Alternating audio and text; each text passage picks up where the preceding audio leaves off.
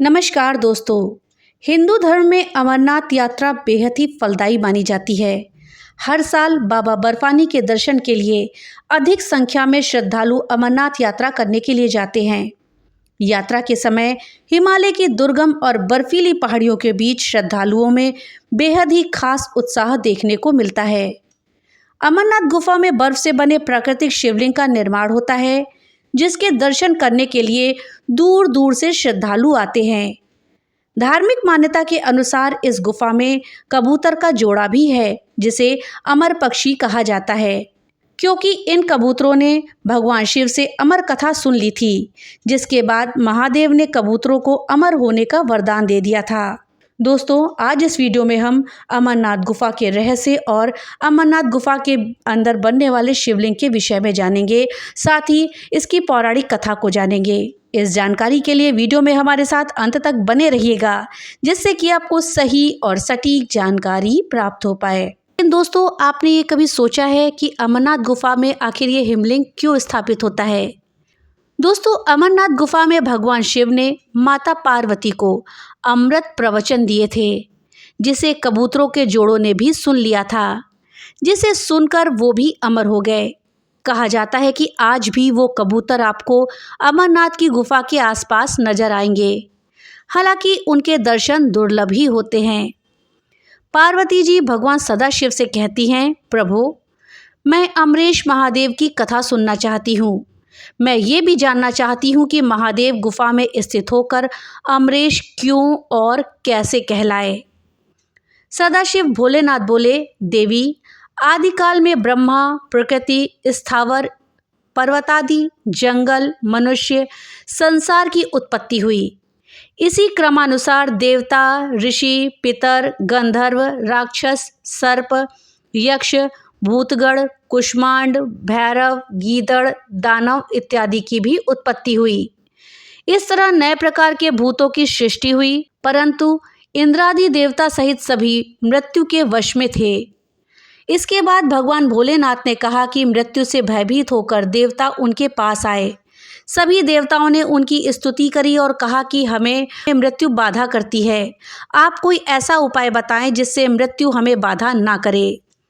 मैं आप लोगों की मृत्यु की भय से रक्षा करूंगा। कहते हुए सदाशिव ने अपना सिर पर से चंद्रमा की कला को उतारकर निचोड़ा और देवगणों से बोले, आप लोगों के मृत्यु रोग की औषधि है ये। उस चंद्रकला के निचोड़ने से पवित्र अमृत की धारा बह निकली और वही धारा बाद में अमरावती नदी के नाम से विख्यात हुई। चंद्रकला को निचोड़ते समय भगवान सदाशिव के शरीर पर जो अमृत बिंदु गिरे थे वो सूख गए और पृथ्वी पर गिर पड़े।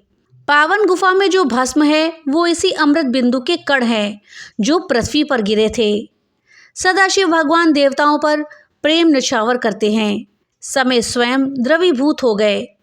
देवगण सदाशिव को जल स्वरूप देखकर उनकी स्तुति में लीन हो गए और बार बार नमस्कार करने लगे। भोलेनाथ ने देवताओं से कहा, हे देवताओं, तुमने मेरा बर्फ का लिंग शरीर इस गुफा में देखा है।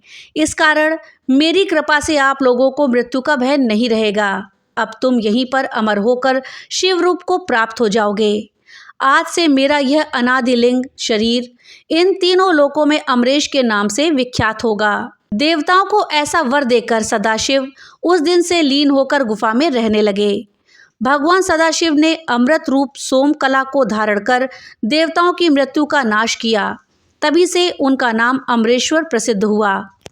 इस पवित्र गुफा में भगवान शंकर ने भगवती पार्वती को मोक्ष का मार्ग दिखाया था। इस तत्वज्ञान को अमर कथा के नाम से जाना जाता है, इसलिए इस स्थान का नाम अमरनाथ पड़ा। ये कथा भगवती पार्वती तथा भगवान शंकर के बीच हुए संवाद है। ये उसी तरह है जिस तरह कृष्ण और अर्जुन के बीच संवाद हुआ था। सती ने दूसरा जन्म हिमालय राज के यहाँ पार्वती के रूप में लिया था। पहले जन्म में वे दक्ष की पुत्री थी तथा दूसरे जन्म में वे दुर्गा बनी।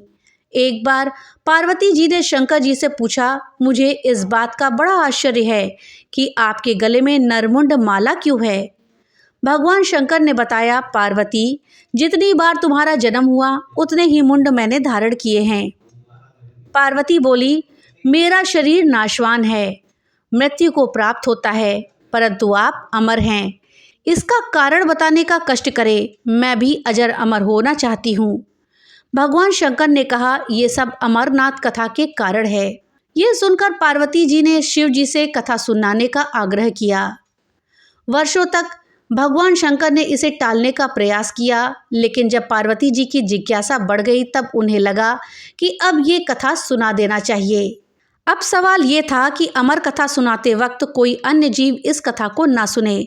इसलिए भगवान शंकर ने 5 तत्वों पृथ्वी, जल, वायु, आकाश और अग्नि का परित्याग करके इन पर्वतमालाओं में पहुंच गए और अमरनाथ गुफा में भगवती पार्वती जी को अमर कथा सुनाने लगे।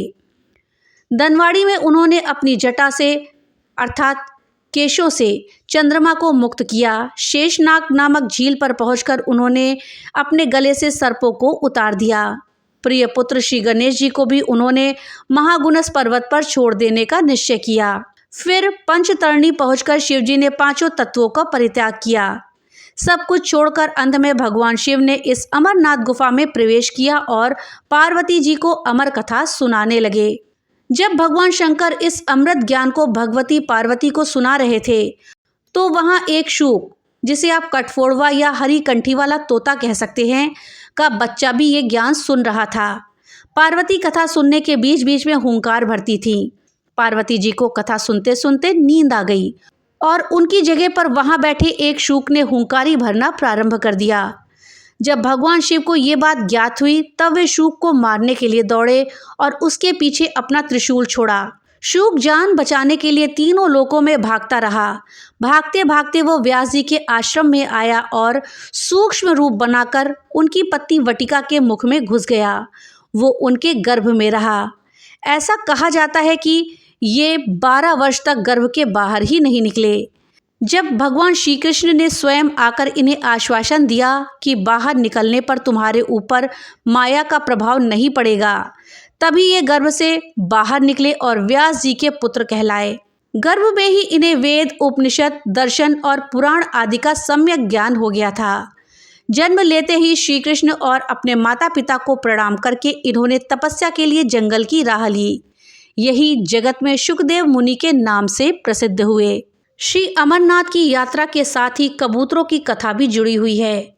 इस कथा के अनुसार एक समय महादेव संध्या के समय नृत्य कर रहे थे कि भगवान शिव के गण आपस में ईर्ष्या के कारण कुरु कुरु शब्द करने लगे। महादेव ने उनको श्राप दे दिया कि तुम दीर्घ काल तक ये शब्द कुरु कुरु करते रहोगे। उसके पश्चात वे रुद्र रूपी गण उसी समय कबूतर हो गए और वही उनका स्थायी निवास हो गया। माना जाता है कि यात्रा के दौरान पावन अमरनाथ गुफा में इन्हीं दोनों कबूतरों के भी दर्शन होते हैं। ये आश्चर्य ही है कि जहां ऑक्सीजन की मात्रा नहीं के बराबर है और जहां दूर दूर तक खाने पीने का कोई साधन नहीं है, वहां वो कबूतर किस तरह रह पाते होंगे। यहाँ पर कबूतरों के दर्शन करना भगवान शिव और माता पार्वती के दर्शन करने के बराबर ही माना जाता है। दोस्तों, अमरनाथ गुफा की बात करें तो ये गुफा चारों तरफ से कच्ची बर्फ से ढकी होती है, लेकिन गुफा के अंदर मौजूद शिवलिंग पक्की बर्फ का बना होता है। ये शिवलिंग पक्की बर्फ से किस तरह बनता है, ये आज भी एक रहस्य बना हुआ है। माना जाता है कि अमरनाथ गुफा की खोज बूटा मलिक नाम के एक मुस्लिम शख्स ने की थी। ये शख्स अपनी भेड़ बकरी को इस जगह पे चरा रहा था। उसी समय बूटा की मुलाकात एक साधु से हुई। साधु ने बूटा को कोयले से भरा एक बैग भेंट किया था। बूटा ने घर पहुंचकर जब बैग खोलकर देखा तो कोयले को सोने के सिक्कों में बदला हुआ पाया। इसे देखकर बूटा हैरान हो गया और साधु का धन्यवाद करने के लिए वो उस जगह पर दोबारा पहुंचा। वहां पहुंचने पर उसने साधु की जगह गुफा को पाया। उसी समय से ये गुफा एक तीर्थ स्थान में बदल गई हुई है।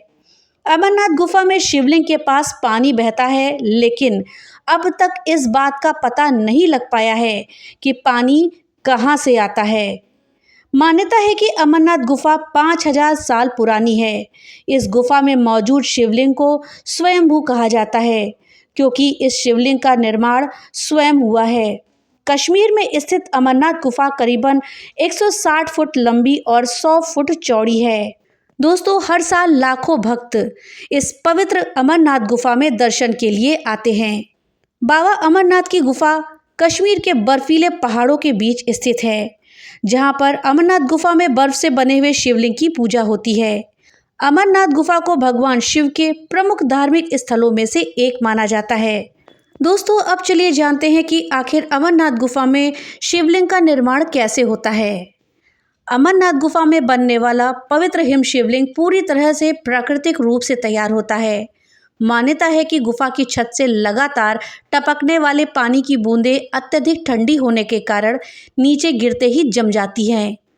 समय के साथ ये जमी हुई परतें एक दूसरे पर चढ़ती जाती हैं और करीब 12 से 18 फीट ऊंचा प्राकृतिक हिम शिवलिंग बन जाता है। दोस्तों, धार्मिक मान्यताओं के अनुसार चंद्रमा के घटने बढ़ने के साथ साथ शिवलिंग का आकार भी बदलता है।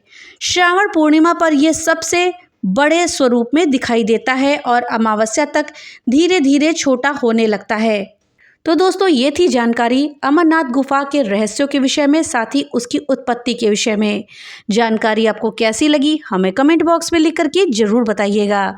तो मिलते हैं अगली एक नई वीडियो के साथ, तब तक के लिए राधे राधे।